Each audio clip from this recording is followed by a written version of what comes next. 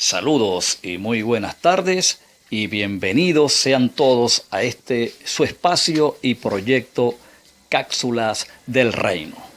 Muy bien, les habla desde la ciudad de Maracaibo, estado Zulia, Venezuela, su amigo y maestro en la plenitud del reino, Miguel Faría.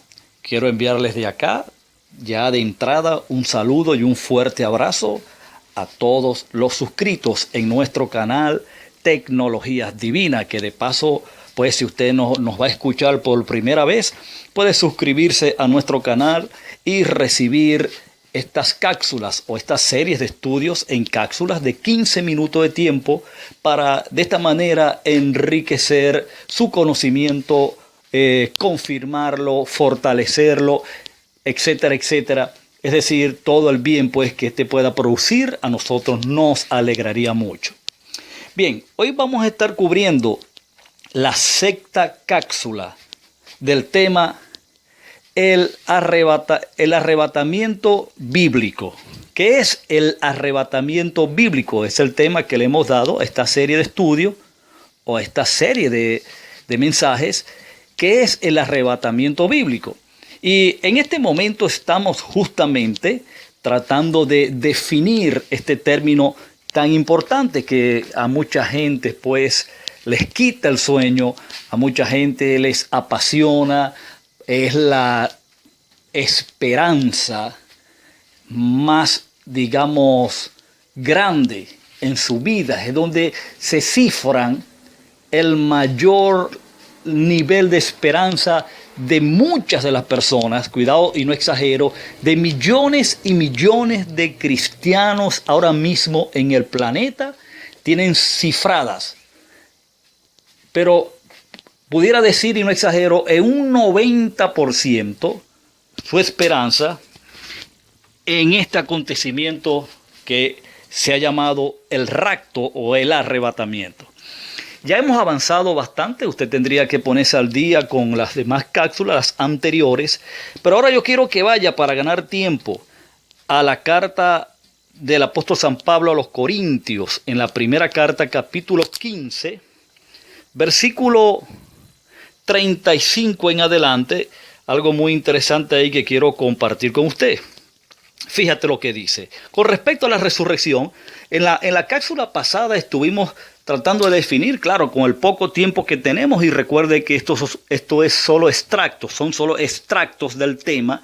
No podemos, pues, no pretendemos, ni usted puede pretender que vaciemos todo el contenido de este tema en cápsulas de 15 minutos. Pues lo estamos haciendo con la mayor disposición y la mejor intención para que usted por lo menos haga sus análisis aparte y llegue a sus propias conclusiones. Fíjate, el verso 35 de 1 Corintios capítulo 5 en adelante dice de la siguiente manera: pero dirá alguno, escuche bien, ¿cómo resucitarán los muertos? Es una pregunta que se hacían mucho en los días de Pablo. ¿Cómo resucitarán los muertos? Observa, ¿con qué cuerpo vendrán? Fíjate que esa pregunta incluso hasta el cristianismo de hoy se la hace 2000 años después. Verso 36. Fíjate cómo responde el apóstol San Pablo. Necio, lo que tú siembras no se vivifica sino muere antes. Verso 37.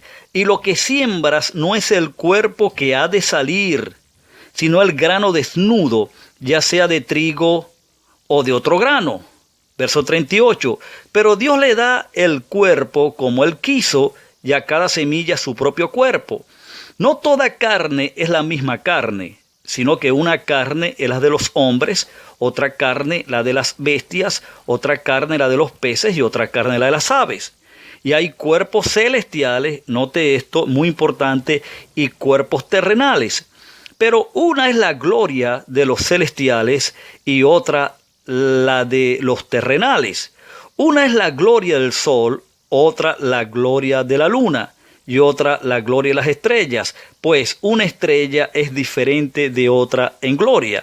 Así también es la resurrección. ¿Cómo? De esta manera. Fíjate, así también, verso 42, así también es la resurrección de los muertos. Se siembra en corrupción, resucita en incorrupción. Se siembra en deshonra, resucita en gloria. Se siembra en debilidad, resucita en poder. Se siembra cuerpo animal, que es este en el que estamos ahora, resucita cuerpo espiritual. Hay cuerpo animal y hay cuerpo espiritual. Verso 45, así también está escrito: fue hecho el primer hombre Adán, alma viviente, y el postrer Adán, espíritu vivificante. Bien, obviamente el apóstol San Pablo nos está acá esclareciendo de una manera muy contundente de que la resurrección que se esperó durante el primer siglo, y en efecto ocurrió, fue una resurrección de naturaleza y de carácter espiritual. Nunca la promesa de los pactos asomaron o ofrecieron o prometieron una resurrección física, sino de carácter y naturaleza espiritual. ¿Por qué?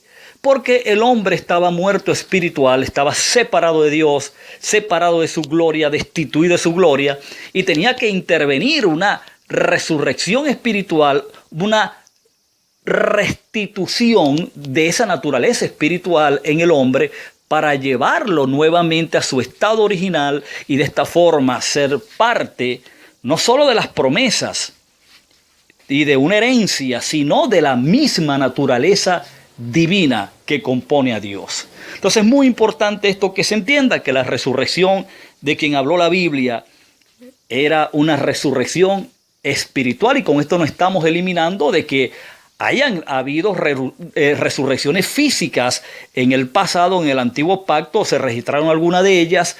Cristo resucitó físicamente y juntamente con él hubo muchos de los santos del antiguo pacto que resucitaron también en cuerpos físicos, y establecimos que los cuales también pues tuvieron que ver nuevamente la muerte y ir en sus cuerpos espirituales, salir en sus cuerpos espirituales una vez el plan de redención terminado y llegar a la presencia de Dios. Ahora estamos tratando de entrar en lo que es el corazón de este estudio, de este tema, que es el arrebatamiento. ¿Qué es la palabra arrebatamiento?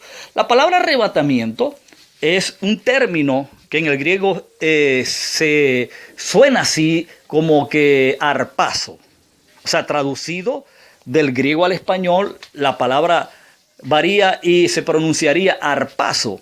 Y su significado es tomar algo con intención de apoderarse. Tomar algo con intención de apoderarse. Ahora fíjate, es interesante porque en el otro contexto donde Pablo comienza a hablar de la resurrección, pero con muchísimos detalles, y no hubo otra escritura en la que Pablo pudiese arrojar mayor luz acerca de lo que era la resurrección del ser humano, como lo dice en 1 Corintios capítulo 5. Y cuando Pablo allí va a hablar del tema de los que resucitan, o de la resurrección aplicada en quienes estaban vivos físicamente, Pablo usa el término transformación. ¿Sí? El término es transformación.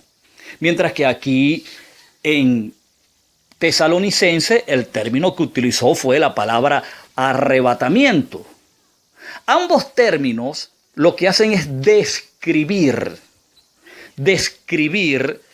simple y llanamente cómo iba a ser o cómo fue esa resurrección en el hombre en vida física.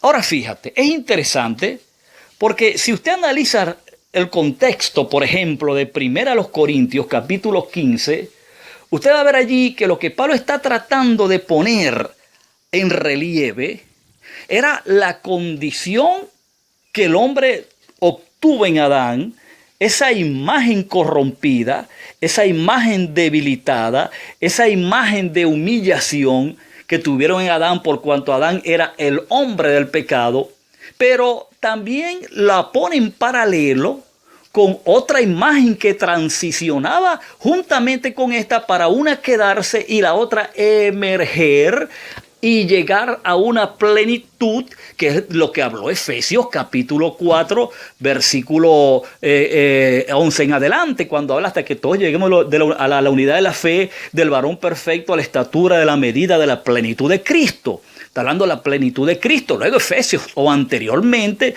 en el capítulo 3, desde el versículo 16 en adelante hasta el versículo 20, si bien creo, Pablo viene hablando de esa misma imagen, que es la imagen del amor, siendo en toda su esplendor, hasta que todos sean llenos de toda la plenitud de Dios. Es decir, que la iglesia, accesando a ese conocimiento, iban a ser transformados, iban a ser arrebatados, iban a tomar con la intención de apoderarse de un conocimiento que iba, por supuesto, a transformar sus vidas, iban a transformar las perspectivas de sus vidas, iban a transformar el estilo de vida y la condición y estado espiritual en el que el hombre se encontraba. Es muy importante ahora mismo explicar este detalle o insertar en este análisis este detalle. El hombre tenía en gracia un adelanto de la herencia. El hombre tenía una vida. El hombre cristiano, es decir, os rectifico, la iglesia, todos los miembros de la iglesia participaban de una vida que les proporcionaba Cristo como cabeza. No la vida eterna en su plenitud, sino un adelanto de la misma. Porque la vida eterna en plenitud solamente venía con la imagen plena de Cristo en la cual estaban siendo formados. Pero desde el momento que Cristo entró en la iglesia como primicias, como arras, como adelanto de la herencia, esa imagen iba en crecimiento, iba emergiendo en crecimiento, iba siendo transformada a la imagen del que lo creó, hasta que Cristo fue formado en la iglesia y la iglesia logró llegar a la plenitud, a la estatura, a la medida del varón perfecto. Todo esto fue un acontecimiento bien detallado, bien descrito y cumplido, consumado durante el primer siglo.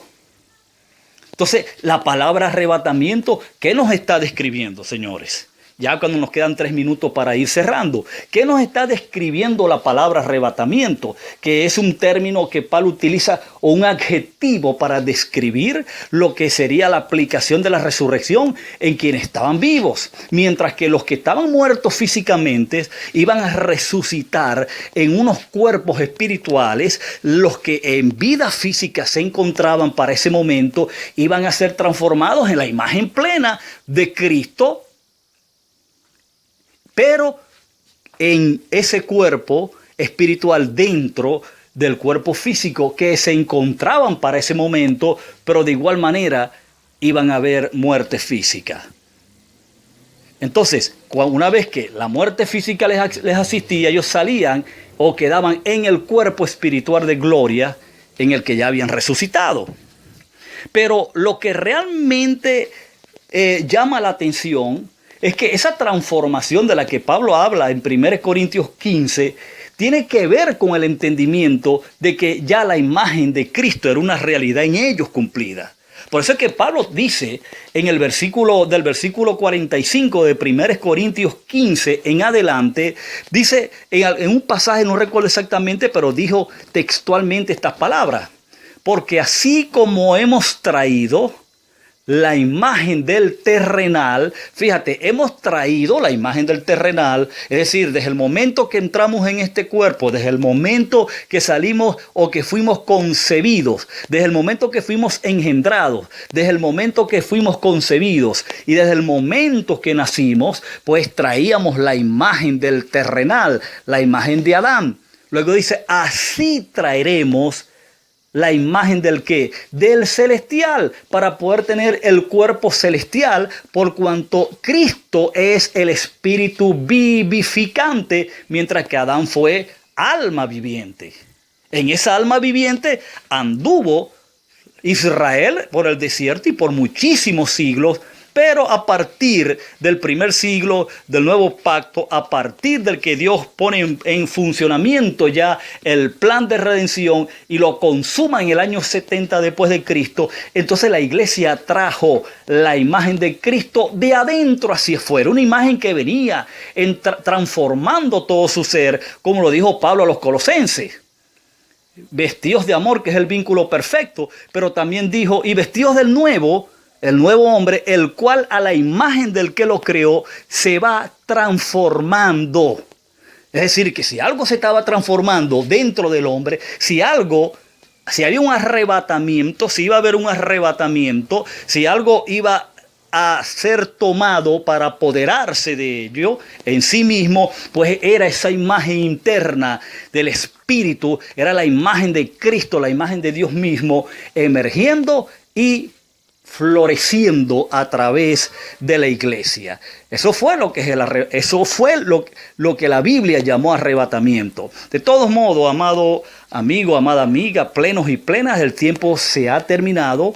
Pues en las próximas cápsulas estaremos concluyendo con este tema tan importante, que lo único que se quiere con estas cápsulas es esclarecerlo y que usted pues tenga un entendimiento de lo que realmente fue todo esto. Así que el tiempo que nos queda es para agradecerle por su asistencia y desde la distancia les envío un fuerte abrazo. Será hasta la próxima.